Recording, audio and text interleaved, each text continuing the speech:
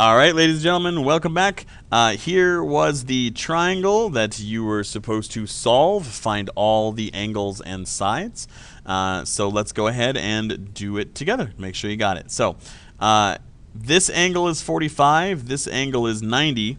This is actually one of our special right triangles. So it's 180 minus 90 minus 45, which turns out to be 45, right? This is a 45, 45, 90 triangle. Now I need to find these other two sides. So I'm going to use sine or cosine to do this. So I'm going to take 45 here, and I'm going to go opposite over hypotenuse, which means I have sine 45 equals a over 5. Now, if we go back and look at our table, sine 45 is one of those special ones. Sine 45 is root 2 over 2, which means that I can say that root 2 over 2 equals, I got a lot of ghosting here, a over 5. So I can cross multiply to solve. 2a equals 5 root 2. Dividing both sides by 2 gives me a equals 5 root 2 over 2. So that's how big this side is, right? It's got a weird root there, but that's exactly how big it is. 5 root 2 over 2. Now, the great thing about this problem is it's a 45, 45, 90 triangle, which means once we found this side is the same because these angles are the same, so these side lengths are the same. So this one over here is also 5 root 2 over 2, and we're done. We got no other work we need to do. So that's solved.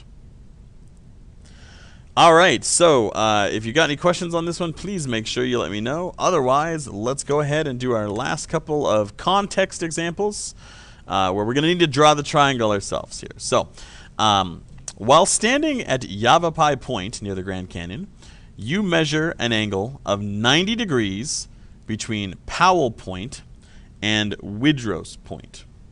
So we're standing here at Yavapai Point, and I measured a 90-degree angle between two other points, Powell Point and Widros Point, right? So that's Powell and that's Widros. Notice that by doing that, we have formed a right triangle, right? We've got a right triangle side on the 90-degree angle here, and then these other points forming it up. Okay, so you then walk to Powell Point, doopy-doopy-doopy-doop, so over here, and measure an angle of 676 degrees between Yavapai and Widros. That means that this angle is 76.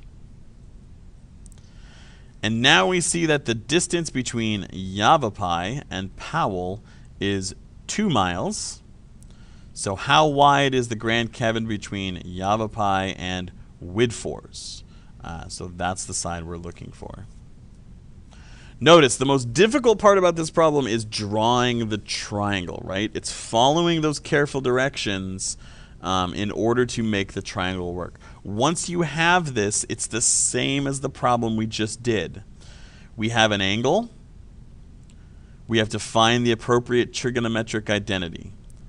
Opposite over adjacent, which means we're taking the tangent of 76 equals x over 2. From here, it's calculator work. We're going to multiply both sides by 2, and that's going to give us our final length, which is 2 times tangent of 76, which is 8.02. So there's 8.02 miles between Yavapai and Widfors Point, according to the triangle that we made. Let's take a look at the last problem. A parasailer is attached to a boat with a rope of 350 feet long. Okay, so I got a parasailer up here, right? Draw a little picture of my parasailer. And all of the ghosting of my pen, which is apparently not going to stop. Okay, so there's my parasailer up here. And he's on a rope that is 300 feet long to the boat out here. That is a speedboat. Okay, it's not a speedboat, but it's a boat. The angle of elevation from the boat to the parasailer, so this angle right here, angle of elevation, is 48 degrees. How high is the parasailer off the ground? All right, again, hardest part is drawing the triangle, reading through that situation to make sure you've got an accurate representation of what's happening, okay? Once we get here, it's what we did before.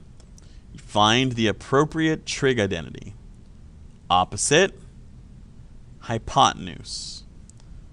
That is the sine of 48, and then that's h over 300. To find the h value then, it's in the numerator, so I can just multiply both sides by 300.